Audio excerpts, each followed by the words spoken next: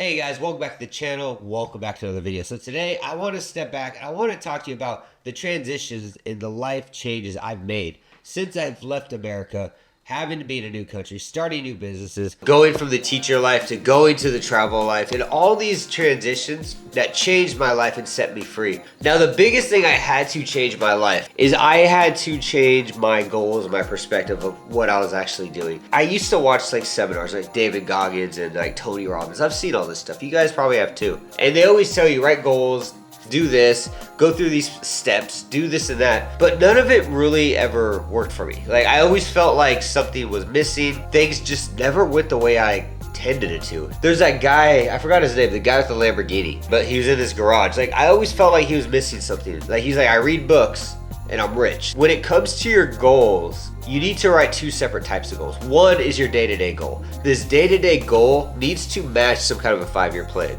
I believe a 5-year plan is a very powerful thing, and you need to have a 5-year plan. Where do you plan on being 5 years from now?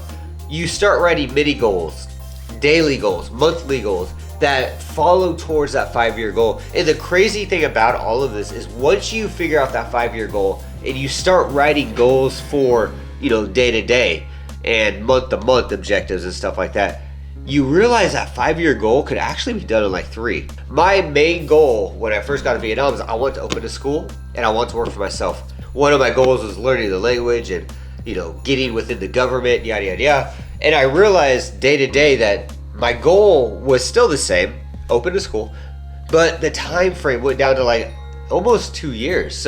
Went down to 2 years. So I knocked off 4 years off my 6-year plan. Set your goals, but also set short-term goals for what you're doing, and you're good to go. I promise you. This is what Tony Robbins and all these people are trying to tell you. I just feel like they don't put it all together in like a 30-second clip. They put it all together in like 9 hours of seminars. So every day when you wake up, you should already know what you're about to do. And that should accumulate to like a week goal. And then your week goal should amount to the month goal. And then your year goal. Everything goes to that end 5-year goal. My 5-year goal was to open a school. So everything I did was focused on that. So write your 5-year and then start breaking it down. So every day when you're working towards something you want. And when you do something like that, you actually start enjoying what you do. Which kind of leads to the next one of time management. Like, there's days I will just like lay around for like 3 or 4 hours and I have an appointment in like, let's say I wake up and I have an appointment in like 7 hours. I'm like, I got 7 hours to do something. But I'll sit around for like 5 or 6 hours. And then those last hours, I will get so much done. I'll be like, man, I wish I had more time. And you got to stop and be like, you had enough time. And that comes down to accountability. Like I said before, you want to write your goals. So every night I write down what I'm going to do the next day. It's typically the same list. I just update it here and there. Like, I'll add some stuff, I'll take some stuff away. But I have a list. So when I wake up, I know exactly what to do and I get into it. After that, I'm pretty much set to go. Now, I do want to say though, when you do these goals, don't overshoot for them. Don't write down what you want to do. Write down what you can do. Like, I remember when I first started doing these goals, I was writing down like 15, 20 goals to do every day, and some of them were not fast. Like, some of them were like, do 100 push-ups, whatever. But some of them were like, I want to like record a video and edit a video, and then I want to go through this like crypto trading. I want to go through this investment trading. The crypto and the investment trading courses are like 2 or 3 hours each. There's 6 hours of my day. Like, there's no way I'm gonna get those 2 things done plus like 17 others. So make sure your time management is efficient. Don't overshoot it. Make sure you know what you're doing when you wake up. Write your goals the night before. And remember, all of this should match your 5-year goal. You shouldn't just be writing down goals to do in the morning that have no irrelevance to what you're trying to do. Which kind of brings us to the next one, meaningfulness and just kind of like basic meditation in mind. Over the years, I've started to like get more into it, and I've realized what my system is when it comes to like meditation stuff. When I feel like I'm going crazy, there's too much going on, I'm becoming lazy maybe. That's typically when I jump into like a meditation day or two, where I'll do like a dopamine detox, where I would just sit in a room all day with nothing. I would just look at a wall. I'll think to myself, I'll talk to myself, I'll do push-ups. Like, I will just do nothing. And after a day, like this includes eating and stuff too. Like, I won't eat, sometimes I'll dry fast. But after that day is over, the next day I get up, that motivation's back and I get excited to do like stuff I need to do, right? So take meditation serious. I know a lot of people do it day by day. They live by this, they die by this. Every day I wake up and I do like 15 minutes of like meditation. You hear these stories, right? And for those people, I'm not insulting. I think that's awesome. If you have a system, and you know, that's a goal. Maybe you wake up every day, that's the first thing on your list is 15 minutes meditation. Do it. If that works, do it. And I do believe that stuff like that does help. Your mind not being in control is just pure chaos. And when you have chaos in your mind, nothing truly gets done, right? Keep a clear mind. If your head is fogged up, you're gonna result in fogged results. It's just not worth it. And meditation has a really cool byproduct. It helps you control stress. So let's talk a little about stress management, because this is a big part of my life that led to stress and anger. So one of my biggest problems, I think everybody's had this problem. You've seen it on YouTube or like some gaming streaming channel, something like that, where somebody gets so angry, they start breaking their laptops, throwing controllers, punching walls, punching MacBooks. I've broken so many MacBooks, well, like 5, with the power of the fist. And it wasn't even the MacBook's fault. You know, it's just doing what I'm telling it to do. But I lost control and I took it out, and it ended up costing me like $3,000 or $4,000 for an immediate action. It is something that's taken me a long time. Meditation was a big part of it, and writing my goals was kind of a big part of it as well. That allowed me to no longer stress about getting things done on time, because I had a mission, I had a purpose and what I needed to do. But another thing about this was realizing when I got angry. I started realizing the trigger points that created this anger for me, like the tics that led to anger. Like nobody just gets angry for no reason. Like there's a buildup, right? Like you eventually, if you're married, your wife like pisses you off because of like certain things she does.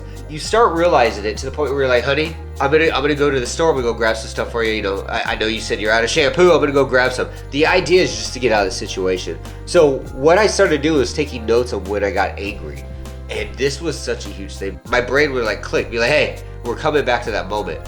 And that's when I would stop. And this is where the 10-kilometer walk every day thing came from, is it was from that. So when I got angry, I just went out and did 10-kilometer walk. That was it. I just walked for 10 kilometers, no music, no headphones, just walked. There's a guy out there, his name Andrew Tate, I think it is. He talks about anger and he talks about leveraging it. And Bruce Lee also talks about leveraging the enemy's momentum and energy for your benefit. And I feel if you are angry and you could put that energy in the right spot, anger is actually not as bad as it can be, because anger is simply just an energy.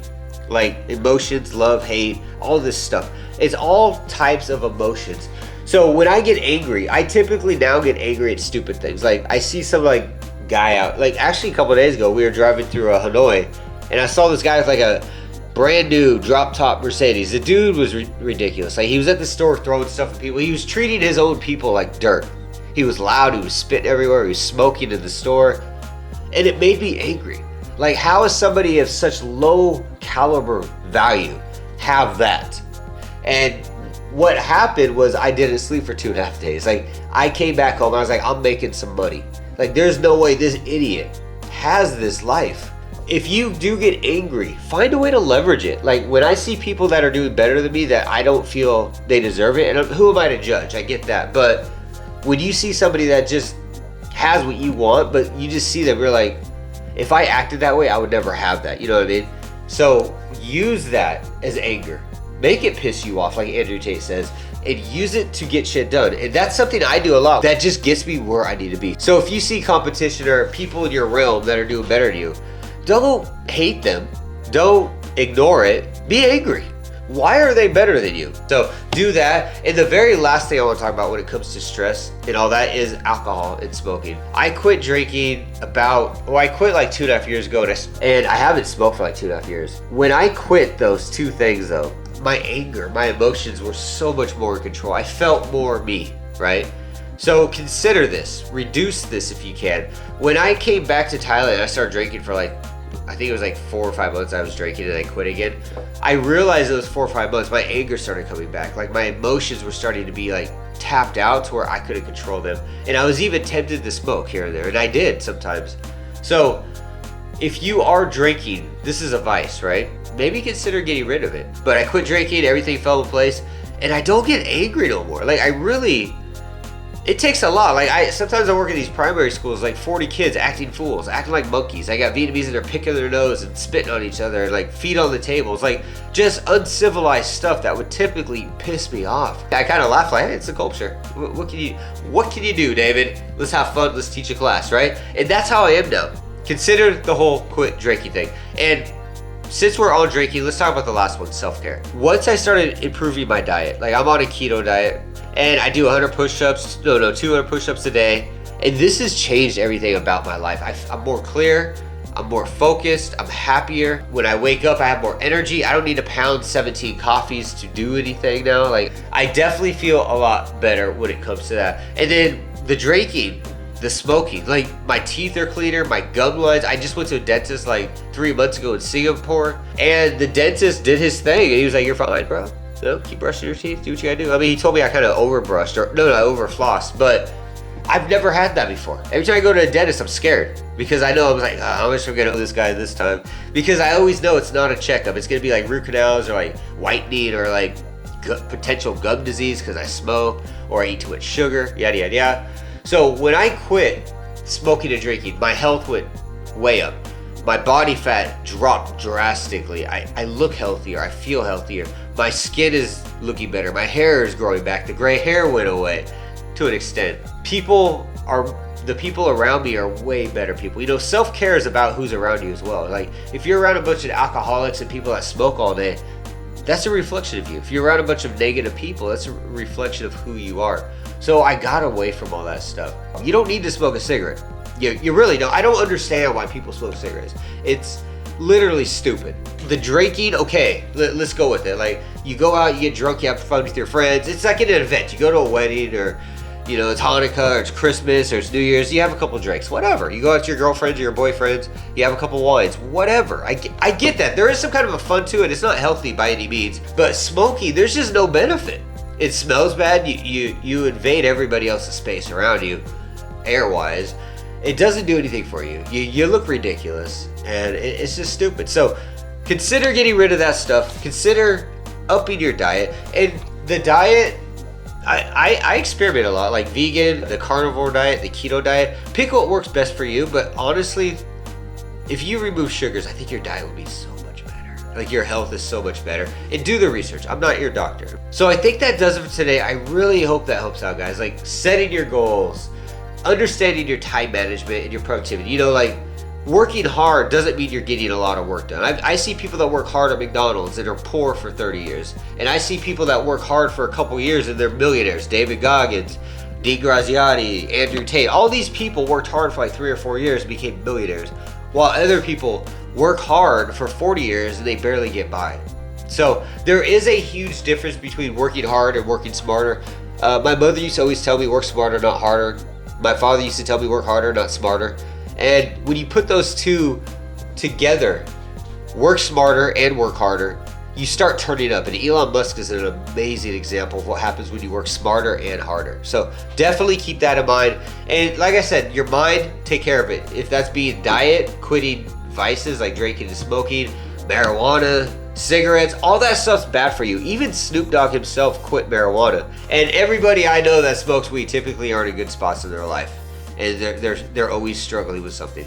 And same thing with alcohol. People are always making excuses. I used to as well. I learned how to get out of it. So do that and take care of who you are as a person. Take care of your health. Take care of your mind, and you'll be good to go. So with that being said, guys, I'm going to get out of here. Thanks for watching. I will see you again.